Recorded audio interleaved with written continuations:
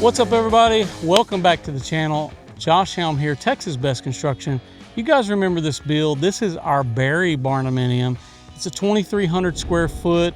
It's got a lofted 2-story. It's a monitor style build, so it's got some unique challenges a little bit when it comes to attic space. And today we're installing the HVAC. We've actually got Ken Davis here with Performance Air Conditioning of Texas.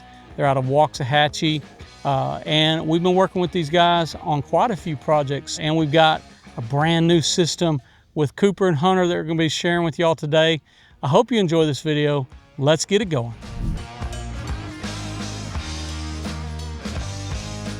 Ken, appreciate you being here with us on the channel. Hey, thanks for having me. Can you give us an idea of what are some of the first steps involved when we're trying to air condition a home like this? You know, we always start with a good load calculation, and that's essential, right? Because it's easy to oversize or undersize a system, and you have to put the time in and do the math to know exactly what size you need in order to get both comfort but also humidity control in the house. Tell us why we don't want to have too much. People oversize air conditioners, and what happens when you do this is you don't get adequate run times, and without the air conditioner running, it's not pulling that humidity out of the house. Okay. If you end up with high humidity, not only are you uncomfortable in your house, but you can also end up with some air quality issues like growing mold. And so it's very important that we size these systems correctly. That's why it's important to run your manual J's and all these kind of things for sizing. And of course, we're trying to promote as well, maybe going beyond even upgrading to a variable speed unit. But today we want to talk about these units because these are variable speed. So it is an upgraded system as opposed to, say, a single stage. The PEAQ system, it's pretty unique. It's good for new construction, but I think the other place that you'll really see the system take off is in retrofits of people converting from a gas system going over to full electric. And that's always a challenge because gas systems run on 120 volts, and traditionally electric air handlers are 240 volts. The PEAQ system is actually designed that it can run on either voltage and does that very well. Literally, you just wire up the voltage, it senses that voltage, and it switches from either 120 or 240 volt system. You know, as you build a home different, right? It's built tighter, it's much better insulation.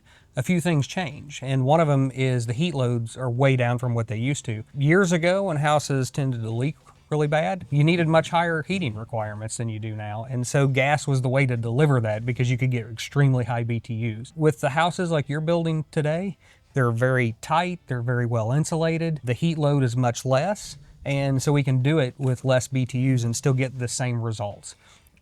The other piece that's, I think, really important here is when you make this tight house and you start burning gas compliances in there, you do have some issues with, you know, potential things that might affect air quality, and you don't have that with all electric systems. So it's a good reason to switch over. Now we have a slim duct system that we're doing here on this one. Can you tell us about how we're breaking this one up a little bit? We have the house divided out, and a lot of the reason that we divided this out is just kind of the layout of the house. We really couldn't get duct from one side to the other, so we went in with two systems here. They're both kind of smaller systems, so we didn't oversize. One of them is the PEAQ system, which we're going to feature in this video a little bit, and the other one is a slim duct system. It's been around a lot longer, and the nice thing about this slim duct, it's only about yay tall. Yes, and so you can really fit it in some spaces that you wouldn't have been able to do with other systems. Tell us about these units and what the capacities can do. These are great systems. They're variable speed equipment. What does that mean? And so variable speed equipment is almost like the accelerator in your car, right? So imagine driving a car where the only way you can control the speed is on or off. Okay. That's what a single stage air conditioner does. It's either on or off. Going to variable speeds like adding a gas pedal. You can get the exact amount of air conditioning you need all the way down to the 1% increment mark. So it can ramp all the way up in high need situations, but on a 78-degree day where you just need a little bit of air conditioning, this thing ramps down, is running really slowly. Ultimately, we kind of want these units to run all the time. Yeah, it takes more energy to actually start the motors than it does to keep them running. And so the idea behind variable speed is, first of all, they start very smoothly, right? They pull less energy when they start, and they just sit there and kind of pull humidity out of the air, run, give you this kind of constant breeze, and they're going to reduce electric consumption. So anytime we can go variable speed, definitely better. Now we want to go inside, show them the layout, but there's one other thing you were telling me that you noticed about this system that's worth pointing out. Well, one of the things that we noticed is the coil design was a little bit different. Most coils are kind of designed like an A, right? It's an A-shaped thing. And this actually has an M coil. And when we got looking at this, the reason that they did this is it actually has a lower pressure drop across it. So it gives you a little bit more room in your duct design because you're not losing or getting as much static pressure off that coil, and just kind of frees us up on some duct design and makes your blower motor work less hard. It's just all around a better design for a coil.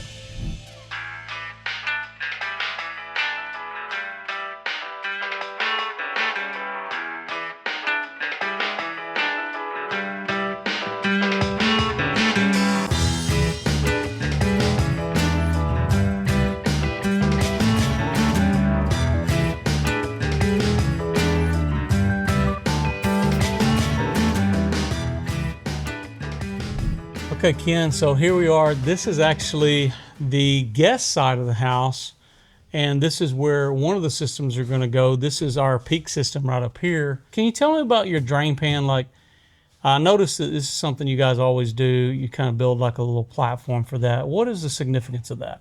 Yeah, so we build the platform in order to just support that pan better. I've actually seen it where people have hung the pan and the pan is filled full of water. They didn't have it supported very well, and that pan collapsed in and dumped water into the house. That could just be catastrophic, you know. And so we always just build that up to support it really well, and then set the unit on little risers in order to keep it kind of elevated. Yeah, because otherwise you're just using some straps, and sometimes if your pan isn't perfectly pitched, you could get water on one side. I've actually had that happen on one of my units and in my house. So I understand that. There's a couple other things that's different because you can see we don't have a lot of space here. Oftentimes we put gigantic filters right at the unit. And obviously, in order to get people to maintain these properly, we need it to be fairly easy for them to do that. And I certainly wouldn't want to climb in there every time to change a filter.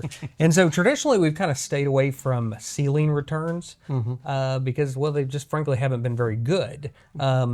We've actually found a solution that's pretty unique to the market. It's called Zephyr filters that upgrade us from, you know, the MERV 8 or so that you kind of traditionally get that's extremely restrictive to a MERV 13, and it's less restrictive because what it does is it actually kind of comes up, you know, that 1 inch width. It has a gasket around it so you don't get air beside it, comes in a little bit, then goes up deep into that return. And so it's a much thicker media filter, and it's actually MERV 13, and that's where you get the health benefits. A MERV rating is how small of a particle it can filter. The lower MERV filters are designed to protect the equipment, right? They're designed to keep, you know, things off the coil. Once you get into MERV 13 or higher, that's where you start actually improving the air quality in the house. It's one of those kind of key things that we look at when we're designing a system in order to get that air quality good, is have adequate filtration. You can see we've are framing up for a return here. It's obviously not in, but this is going to be somewhere that's easy for the customer to access. It's kind of centrally located in order to pull from the rooms.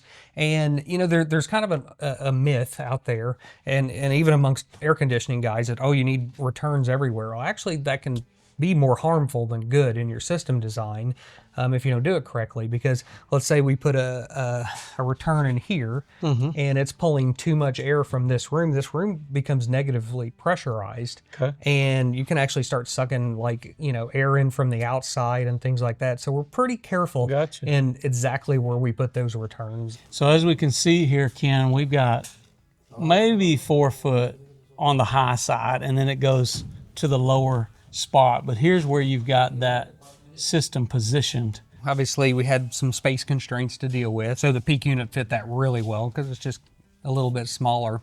And then as far as like positioning throughout the house, I mean, you know, we kind of jokingly say it's called central air conditioning, not corner of the house air conditioning. And so we try to put it in the center of the house as close as possible to get more even duct distribution. Now, serviceability, we still have an access. We'll be able to crawl back through there It's a little bit challenging getting in there, but once you're in there, you can actually sit down in front of it and work on it without too much struggles. Yeah, giving you a little bit of space there. And of course, they'll have some platform and stuff that they'll be working with there. Well, let's take a look at a slim duct unit, because this is our PEAQ system, which is a conventional air conditioning system. So Ken, normally when we're looking at HVAC for a home, we're used to seeing these big units that are set up in the attic, but this is our slim duct system, which is very compact. This little guy will do a whole lot. It's a great solution when you are kind of limited in space. This one is a little more challenging, guys, because it's a monitor style.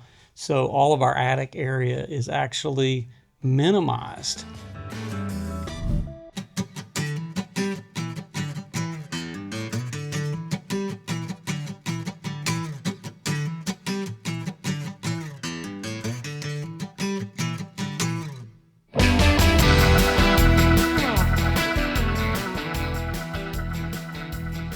This is a monitor style build. That means this middle section here is all open from floor to the deck, which gives us no attic space. Then you have two wings, basically one on each side of that, and it just gives you minimal space. And the only attic space we have in the middle would be this loft area, which is just a small 2.5 foot to 3 foot area, which we can't get a big air conditioning unit in there and then be able to get it down, the ductwork down to the living area. While the framers were here, we were able to go and cut in some access points to the two side wings, which will be in this loft area, and one in the closet as well, so they're kind of hidden. So this will be the guest side of the house, where we're going to have our 2-ton conventional unit. One thing we don't want to have to do is crawl around in the attic too often to be able to access this unit.